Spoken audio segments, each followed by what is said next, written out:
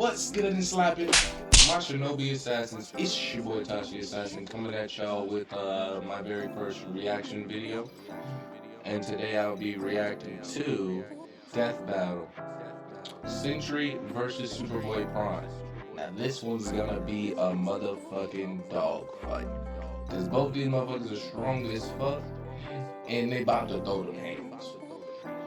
But if you don't know what Death Battle is, I'll tell you right now. It is a battle where two opponents are put against each other. Doesn't matter if they're from DC, Marvel, Star Wars, any kind of fiction, anime, all of it, anything you can think of. They pit them together and they search the stats and they figure out who's gonna win this fucking fight. But it really comes down to who can throw them hands the best and who got the most broken skills. Y'all just need to let me know if y'all fucks with this or not, because you know I would love to react more with this, because I love me some Death Battle. I've been watching it for years, avid fan for years. This is my first time reacting to it on my YouTube. So without further ado, let's get into it.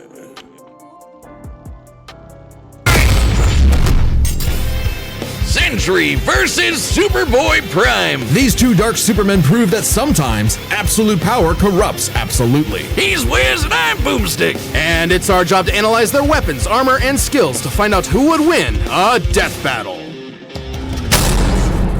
Yeah. One superhero stands alone at the peak of Marvel Comics. He's a brilliant scientist and friend to all, the Golden Guardian of...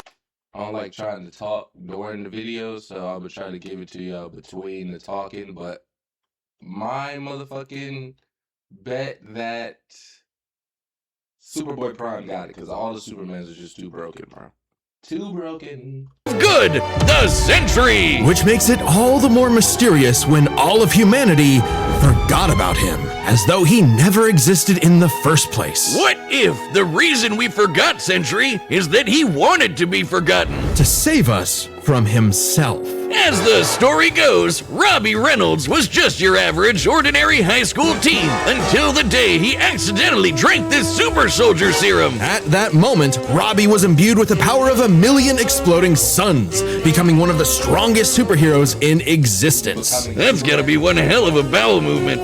And what better way to use his new powers than to become a sentry to all mankind? In a never-ending crusade against his devious arch-nemesis, the Void. He's got all your classic, I can't believe he's not Kryptonian superpowers, like super strength, speed, durability, and flight. He can spot you from miles away, or even hear a butterfly sneeze from across the planet. Do butterflies sneeze? No! Well, Sentry cells absorb and process the sun's rays, and if he wants to, he can fire that solar energy right back at you in a powerful laser, or bend light away to turn invisible, or use it to make force fields. Really, the Sentry can draw power from anywhere and everywhere. When he was forcibly shrunk down to subatomic size, he started pulling energy from the microverse instead. And despite being microscopic, his punches were strong enough to destroy planets, even while holding back. Sentry can teleport, communicate telepathically, and even read and mess with minds. He's also a genius with a super brain comparable to Tony Stark and Reed Richards. He's even built his own watchtower with an advanced AI that is constantly monitoring the planet for threats. Jesus Christ, he's like the Avengers all in one!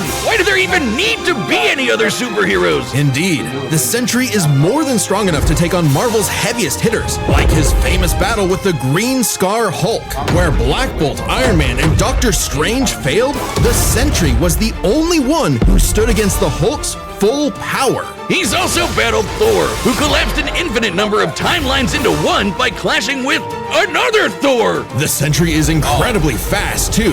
He can bend space and speed blitz Ares, who can move within Planck time, the smallest unit of time possible in our universe. He's stated to be as fast as the Heralds of Galactus, like the Silver Surfer, who once outraced the multiverse blowing up. The Surfer flew so fast he went back in time, so you'd think Sentry would be able to handle some punk in a trench coat. But it wasn't so simple. The Void was everywhere that the Sentry wasn't. If Sentry saved people from a burning building, Void would crash an airplane. If Sentry healed a person's broken back, Void would give someone else cancer. What an asshole! For every good act the Sentry performs, the Void commits an evil one. Because the truth was, the Sentry and the Void were one and the same.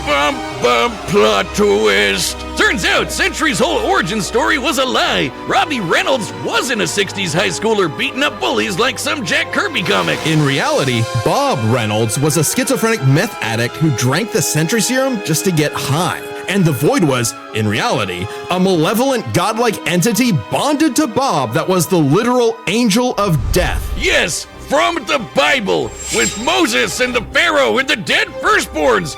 That's him, apparently! And this being manifests as the dark side of Bob's shattered psyche, a villainous alter ego with all of his power. Too much power for any one man to handle. The only way to destroy the Void was to also destroy the Sentry. So Bob did something crazy. With help from Reed's tech, he used his own psychic powers to erase himself from everyone's past, present, and future, including his own. Warping the perception of reality of every single person on the planet. They would no longer remember him or even recognize anything remotely related to him. A picture of the Sentry would still technically exist, but in your mind's eye, including Bob's, it isn't there. Great! Everyone knows repressing your problems always makes them better. But Bob's memories eventually clawed their way back, in part thanks to Norman Osborn, the Green Goblin, and his desire to somehow control the Void.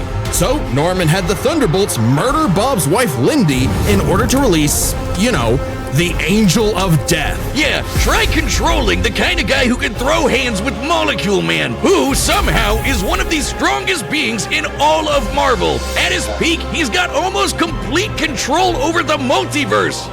So yeah, good luck with that one, Norm. Molecule Man was another mentally unstable god whose power fluctuates based on their self-confidence.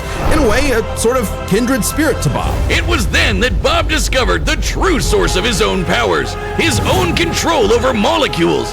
Yeah, you can do that too. The Sentry can create and destroy matter on a whim, able to rip you apart at the molecular level, or conjure an entire new reality from scratch, all with just a wave of his hand, like Dr. Manhattan. He can also regenerate his body from any kind of damage, like being burnt to a skeleton or getting Dr. Manhattan himself. As long as one single solitary atom remains, the Sentry is unkillable. And Void's got all of this and more, except he doesn't hold back. He can shapeshift, create hurricanes, trap you in darkness, possess your body, and devour your soul. With his infinitendrils, the Void takes control of a victim's mind and tortures them with the memories of past traumas and nightmares. He killed Loki. He wrecked Asgard. The Avengers, the Fantastic Four, the Inhumans, and the X-Men teaming up all at once could barely handle him. Void is one of the biggest bads in Marvel.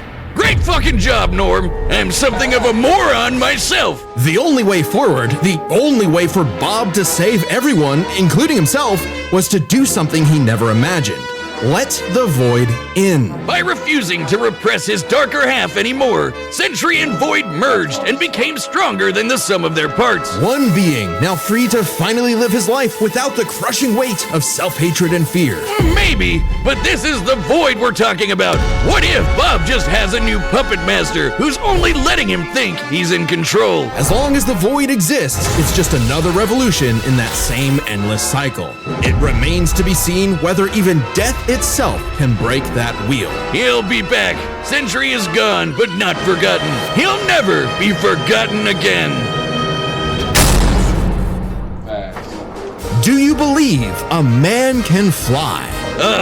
Yeah, Wiz, but in the pages of DC Comics, everyone in their irradiated six-dimensional gorilla mother can do it. Well, what about in the real world? Not Earth 1 or Earth 2, but our own Earth.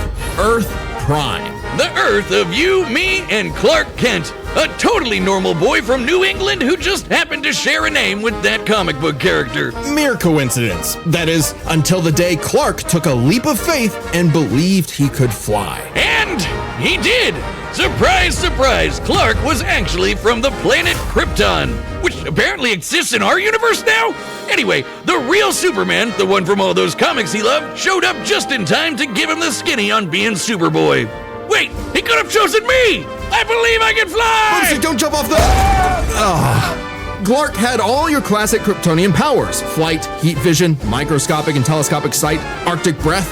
It was the dream that every little boy had finally come true. Ow. Just in time for his universe, our universe, to be annihilated literally 1 month later in DC Comics Armageddon, the Crisis on Infinite Earths. Whiz, we're canonically dead since 1986 apparently. With everyone he knew and loved gone, Clark took shelter in a pocket dimension with other cosmic refugees. Now an anachronism in DC's new, rebooted, post-crisis continuity, Clark was forced to watch as the comics landscape changed before his eyes. As stories became darker and morally complex, as heroes failed to be the paragons of good he saw them as in his childhood. As someone else got to be Superboy. Some people can't stand change, can't stand to see a world that doesn't look the way it did when they were a child. The day needed to be saved by Superboy, the real Superboy, Superboy Prime. So he did what any Superboy would do: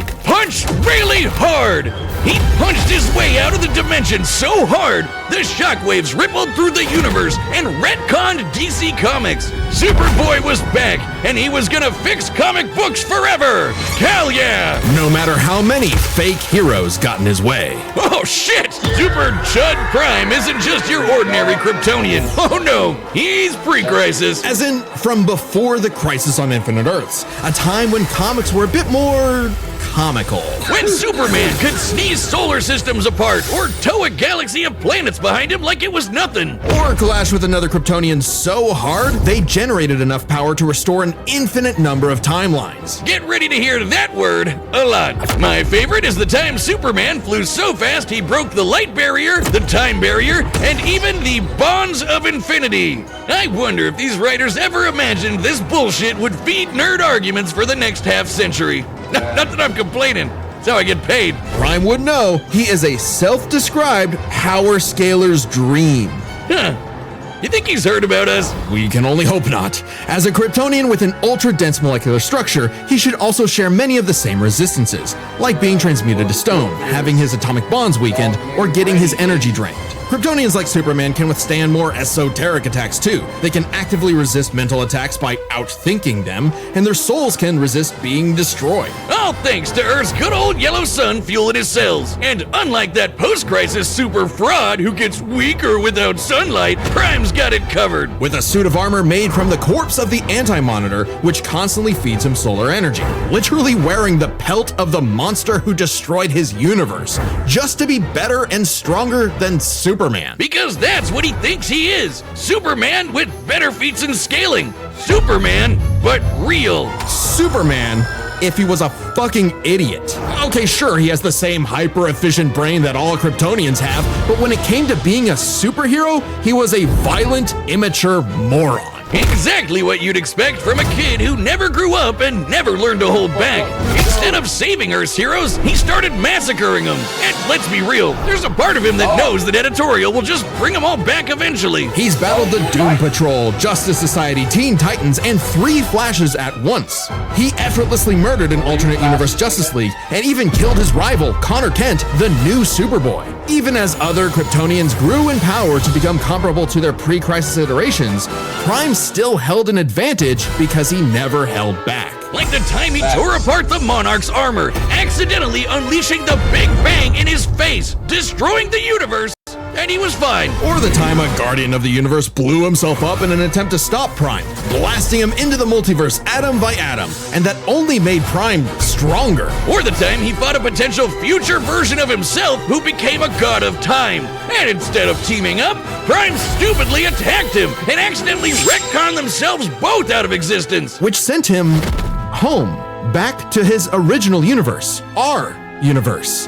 Except now everyone he knew, his parents, his girlfriend Lori, had been reading his comics. They knew what he had become, and they were terrified. Once again, forced to watch as his heroes progressed without him, he pored over comic after comic, learning everything about DC. And a little bit of Marvel. Only to discover his worst possible nightmare. Not only would he never get to be Superman, he wasn't even a super villain that people liked. Turns out, power levels aren't everything. So, naturally, he flew to DC headquarters and attacked the people writing his own comic. Like some infinitely recursive meta hell. Prime had become a whiny, petulant, reactionary fanboy.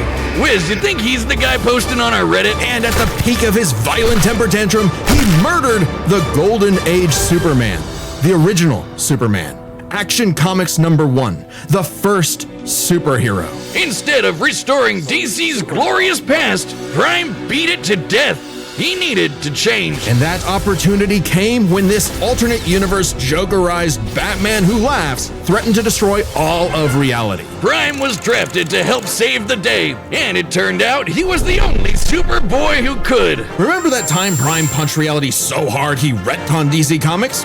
Turns out that was no coincidence. Due to his repeated excursions across the multiverse, Prime became a space-time anomaly, and he slowly learned how to manipulate reality itself with his fists. I guess you could call it his retcon punch! At first, its effects were random, like bringing Jason Todd back to life or restoring Beast Boy's memories. But he started to use it to rewrite continuity to fix the evil universes of the Batman Who Laughs, giving them and all the characters inside of him happy endings. In a weird way, that's what Superman has always done, right? Punch the bad guy so hard he saves the day. Prime can punch hard enough to enter the time stream, seemingly exit the comic medium entirely, and even defeat the nigh-omnipotent Darkest Knight, who was powerful enough to beat Perpetua, the goddess who created all of DC Comics, the whole shebang. And Prime hit the Darkest Knight so hard, he erased his entire evil multiverse. A feat that no one actually saw happen. Prime's first true act of heroism was one that he did selflessly,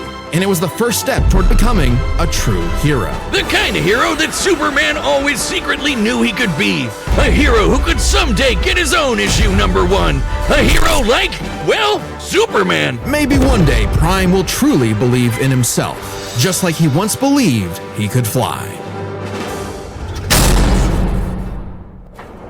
All right, the combatants are set, and we've run the data through all possibilities. It's time for a death battle!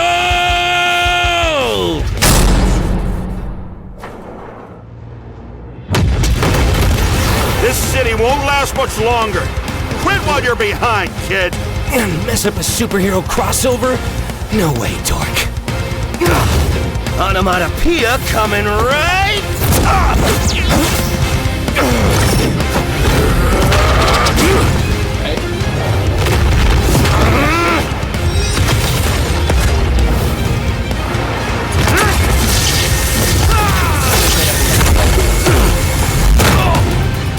You're dealing with someone who has the power of 1,000,000 exploding suns! Big mistake, dickwad. It's prime time. It's what?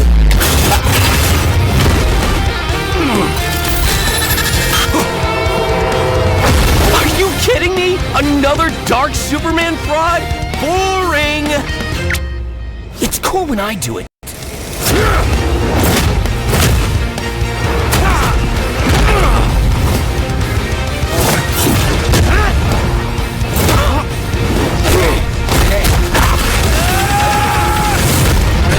Please, stop hitting me. He'll kill you. I'll kill you. To death.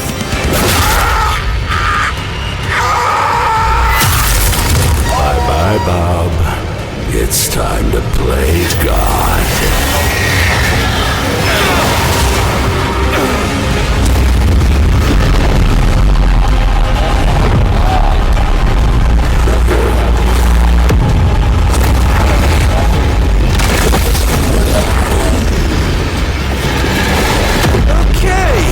Joking!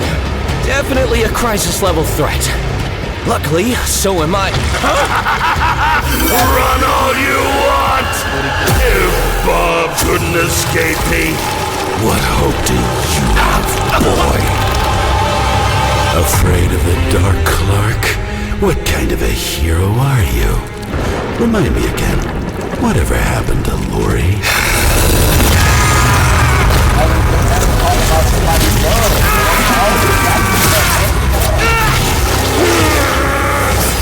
It's over, Clark. There is no happy ending. Not for you. for anyone else in the void. Haven't you ever read a comic book, you big freaking nerd? There's always a happy ending.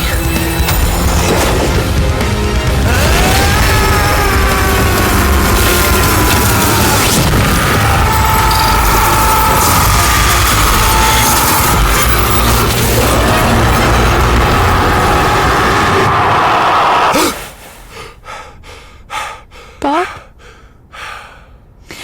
You kept talking about the Sentry. Bad dream?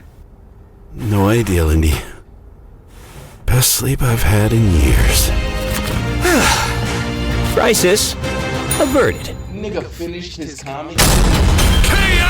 I don't think I've ever seen someone beaten to death so wholesomely before. Let's break this down into 3 chapters: their strength, intelligence, and powers. As with any flying brick fight, the first question you gotta answer is, who's stronger? Prime and Sentry are naturally 2 of the heaviest hitters in DC and Marvel, more than capable of matching and surpassing Herald-level opponents like Superman and Thor. Who are both strong enough to create and destroy an infinite number of timelines with their clashes. Just absolute wacky bullshit like that. So in order to pick a winner, we have to take a close look at the strongest beings they've fought: Molecule Man and the Darkest Knight. Sentry beat the crap out of Molecule Man, but remember, Eminem's power can fluctuate a lot, and when he fought Sentry, he wasn't at his full power, so we can only scale this so far. But Prime overpowered the Darkest Knight after the Mad Bat had absorbed the powers of both Perpetua and, what do you know, Dr. Manhattan, both of which alone could threaten all of DC Comics. And unlike with Molecule Man, there's nothing to suggest the Darkest Knight was holding back. In a straight brawl, Prime takes the edge in strength. But muscles aren't everything. Maybe Sentry could figure out a way around Prime's brawn with his intelligence. While Prime does possess a super advanced Kryptonian brain, he clearly does not use it to its full extent. It's less that he's dumb and more that he's a teenager and has a habit of crashing out. The Sentry, on the other hand, has been compared to Tony Stark and Reed Richards, some of the most intelligent people in all of Marvel Comics. Sure, he mentally struggles with the whole Void thing, which sucks for him, but losing control to the Void only makes him more dangerous. And as the Merge Sentry, he's operating at his peak, fully in control of his powers. In a test of wits and wills, the Sentry was the more intelligent. But the main question in this matchup had to do with their batshit insane powers. With the Sentry's ability to reshape molecular matter and warp perception of reality to such an incredible degree, his powers seem much more versatile than Prime's. Prime may be stronger, but heat vision, frost breath, and Kryptonian punches aren't going to do much in the long run against someone who can regenerate from a single atom.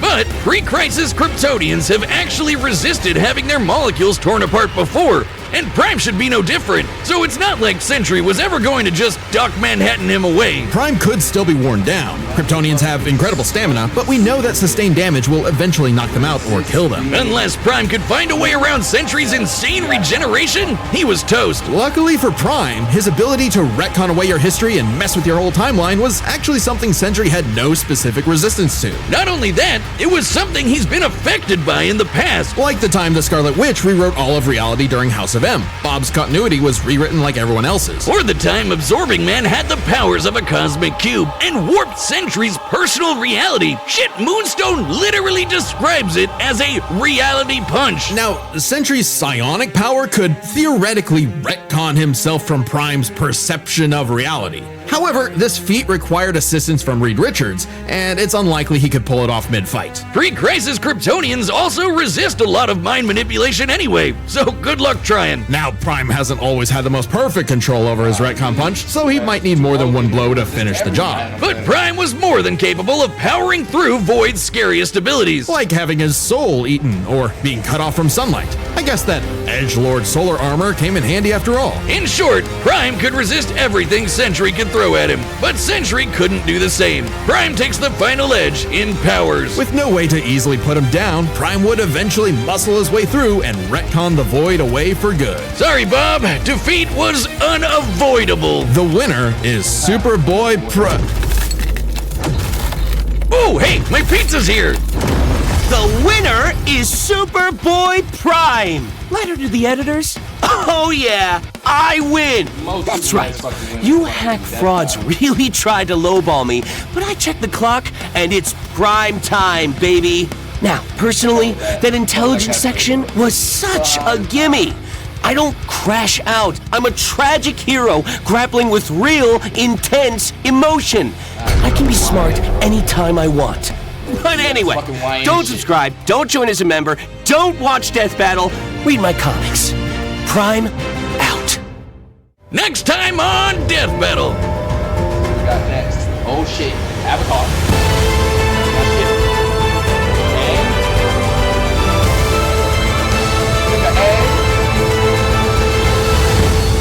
Versus somebody from Genshin Impact? Yeah, versus Genshin Impact as a full. Well, that video was fire as fuck. I fuck with it. I already knew Superman was gonna win. Superman always fucking wins. It's fucking Superman. But just let me know down in the comments below if you guys fuck with it and if you guys want me to react to any of the older death battles, because there's plenty of them, and I haven't seen every single one of them. I've seen the ones from the favorite characters that I love, but I love learning about new fictional characters and the fictional versions of their characters, because I love how they break it down in death battles and give you everything and all the information and the story, a little bit of past. So y'all just let me know if y'all fuck with it and drop a subscribe and join the assassination today. Peace. Thank you for stopping by, and if you like what you seen, please drop a like, maybe subscribe. Thank you for